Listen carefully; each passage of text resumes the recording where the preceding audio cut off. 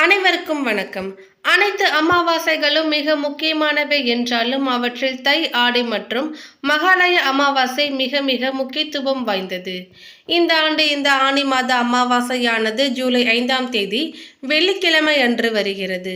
அன்றைய தினம் காலை 4:56 மணிக்கு துவங்கி ஜூலை 6ஆம் தேதி காலை 5 மணி வரை அமாவாசை திதி இருக்கின்றது. ஆடி அமாவாசைக்கு முன்பு வரும் ஆனி மாத அமாவாசையும் சிறப்பு வாய்ந்தது. உத்தராயண காலம் எனப்படும் தேவர்களின் பகல் பொழுது நிறைவாக வரும் மாதமே ஆனி மாதமாகும். அடுத்து வரும் ஆடி மாதம் துவங்கி 6 மாதங்கள் தட்சிணாயன காலம் துவங்கிவிடும்.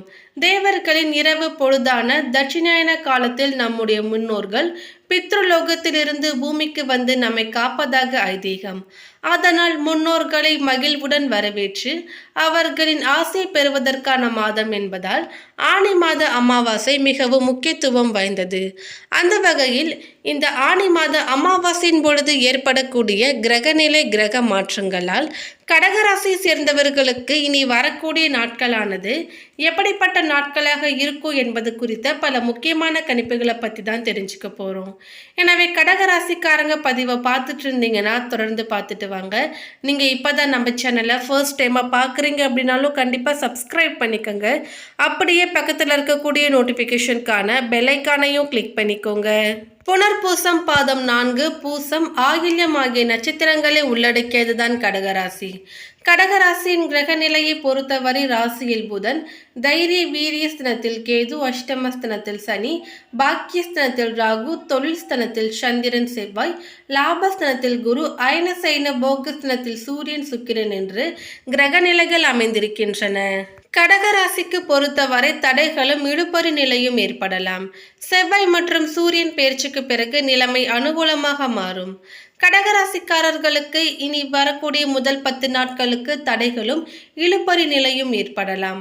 செவ்வாய் மற்றும் சூரியன் பெயர்ச்சிக்கு பிறகு நிலைமை அனுகூலமாக மாறும். பொதுவாக பார்க்கையில் கடகராசிக்காரர்களுக்கு ஏற்ற இறக்கமான பலன்கள் இருக்கலாம். கிரகங்களின் சஞ்சாரம் சாதகமாக இருந்தால் கூட செலவுகளும் குடும்ப பொறுப்புகளும் அதிகரிக்கும். வீட்டுக்கு தேவையான பொருட்கள் வாங்குவது மற்றும் திடீரென்று ஏதேனும் செலவுகள் அதிகரிக்கலாம். இந்த மாதம் கடக ராசினர் கொஞ்சம் பொறுமையாக வாக்குவாதங்களில் ஈடுபடாமல் இருப்பது நல்லது. நீங்கள் எடுக்கும் முயற்சிகளுக்கு அதற்குரிய பலன் கிடைக்கும். குரு பெயர்ச்சி மிக மிக சாதகமாக அமைந்திருக்கிறது. நீண்ட காலமாக திருமண பேச்சுவார்த்தை இழுபறியாக இருப்பவர்களுக்கு இந்த மாதம் திருமண பேச்சுவார்த்தை சாதகமாக இருக்கும். பூர்வீக சொத்தில் இருந்து வந்த சிக்கல்கள் நீங்கி உங்களுக்கு சாதகமாக முடியும். வியாபாரம் வேலை சம்பந்தமாக நீங்கள் மாற்றத்தை விரும்பினால், குறிப்பாக உத்தியோகத்தில் இருப்பவர்கள் வேறு வேலை தேட விரும்பினால் இந்த மாதம் முயற்சி செய்யலாம். எதிர்பாராத செலவுகள், குறிப்பாக உடன் பிறந்தவர்களால் திடீரென்று குடும்பத்தில் செலவுகள் அதிகரிக்கும். கடுமையாக பேசுவதை தவிர்ப்பது பெரிய சிக்கல்கள் எதுவும் ஏற்படாமல் இருக்க உதவும். உணர்ச்சி வசப்படாமல் இருக்கும் சூழலை புரிந்து கொண்டு நடக்க முயற்சியுங்கள். கணவன் மனைவி உறவில் சின்ன சின்ன கருத்து வேறுபாடுகள் ஏற்படலாம். விட்டு கொடுத்து செல்வது மிதுன ராசிக்கு மிகவும் நல்லது.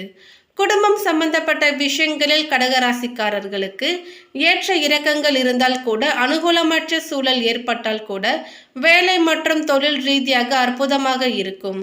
உங்கள் ராசிக்கு 10ஆம் அதிபதி லாபஸ்தனத்தில் சுக்கிரன் வீட்டில் சஞ்சரிக்கிறார்.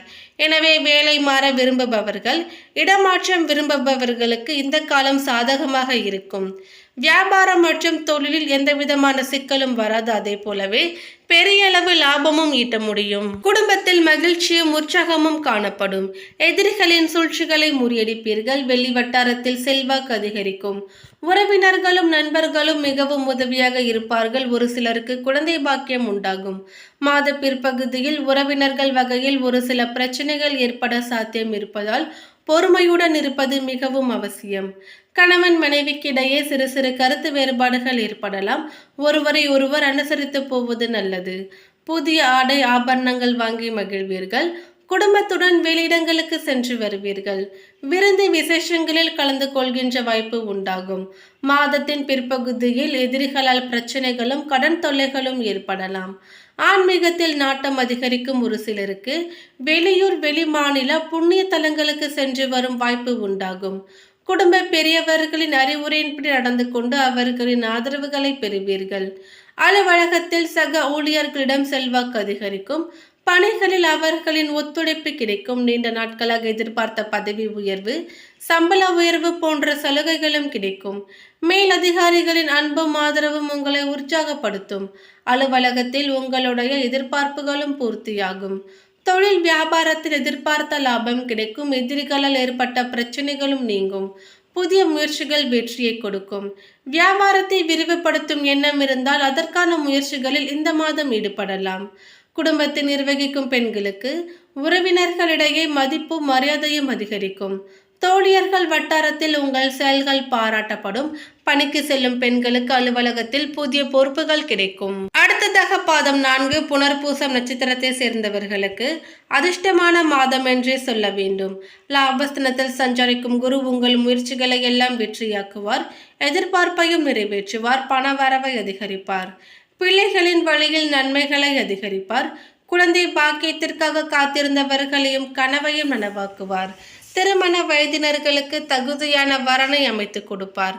உங்கள் தைரியத்தையும் தன்னம்பிக்கையையும் அதிகரிப்பார். இதுவரை உத்தியோகம் தொழிலில் இருந்த நெருக்கடிகளை இல்லாமல் செய்வார். பணியாளர்களுக்கு எதிர்பார்த்த பதவி உயர்வு, இடமாற்றம் கிடைக்கும். மாதத்தின் பிற்பகுதியில் செவ்வாயும் லாபஸ்தானத்தில் சஞ்சரிப்பதால் வருமானம் இரட்டிப்பாகும். இந்த நேரத்தில் அஷ்டமஸ்தானத்தில் சஞ்சரித்து உங்களை பயமுறுத்தி வந்த சனி வக்ரம் அடைவதால் உடல்நிலை சீராகும். ஆயுள் மீதான பயம் போகும். பெரிய அளவில் உங்களை பயமுறுத்தி வந்த நோய்களும் மருத்துவ சிகிச்சைகளும் கட்டுப்படும். குடும்பத்தில் தம்பதிகளுக்குள் ஒற்றுமை அதிகரிக்கும். சொத்து சேர்க்கை ஏற்படும். முன்னேற்றம் காண்பீர்கள். வெளிநாட்டு தொடர்புகள் ஆதாயத்தை ஏற்படுத்தும். பூசம் நட்சத்திரத்தை சேர்ந்தவர்களுக்கு திட்டமிட்டு செயல்படும் வேலைகளில் எப்பொழுதுமே உங்களுக்கு வெற்றி கிடைக்கும். உங்களுக்கு அதிர்ஷ்டமான மாதமாகும். அஷ்டமஸ்தானத்தில் சஞ்சரித்து அச்சத்தை உண்டாக்கிய சனி மாதத்தின் முதல் வாரத்தில் வக்ரம் அடைவதால் இதுவரை இருந்த நெருக்கடி விலக ஆரம்பிக்கும். உடல் நிலையில் முன்னேற்றம் ஏற்படும். தொழில் உத்தியோகம் போன்றவற்றில் ஆதாய நிலை உண்டாகும். மற்றவர்களால் ஏற்பட்ட சங்கடங்கள் விலக ஆரம்பிக்கும். உங்கள் செல்வாக்கும் அந்தஸ்தும் உயர்ந்து தெளிவுடன் செயல்படுவீர்கள். லாபஸ்தானத்தில் சஞ்சரிக்கும் குருவால் செயல்கள் யாவும் லாபமாகும். வருமானம் பல வழிகளிலுமே வர ஆரம்பிக்கும். வியாபாரம் முன்னேற்றம் அடையும். புதிய தொழில் தொடங்க நினைப்பவர்களின் விருப்பங்களும் நிறைவேறும். முயற்சி ஸ்தானத்தில் சஞ்சரிக்கும் கேதுவால் நீங்கள் மேற்கொள்ளும் முயற்சிகள் யாவும் வெற்றியாகும். குருவின் பார்வையும் 3ஆம் இடத்திற்கு உண்டாவதால் லாபம் பல மடங்காகும். குடும்பத்தில் இருந்த குழப்பம் விலகும். வேலை வாய்ப்பிற்காக மேற்கொள்ளும் முயற்சிகளும் வெற்றியாகும். கணவன் மனைவிக்குள் ஏற்பட்ட பிரச்சனைகள் விலகி ஒற்றுமை அதிகரிக்கும். புதிய சொத்து சேர்க்கை ஏற்படும். வரவேண்டிய பணம் வசூலாகும்.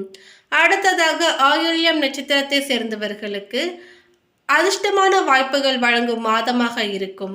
மாதம் முழுவதுமே உங்கள் லாப அதிபதியின் சஞ்சார நிலை சாதகமாக இருப்பதால் பொன் பொருள் சேர்க்கை உண்டாகும். பணவரவு அதிகரிக்கும்.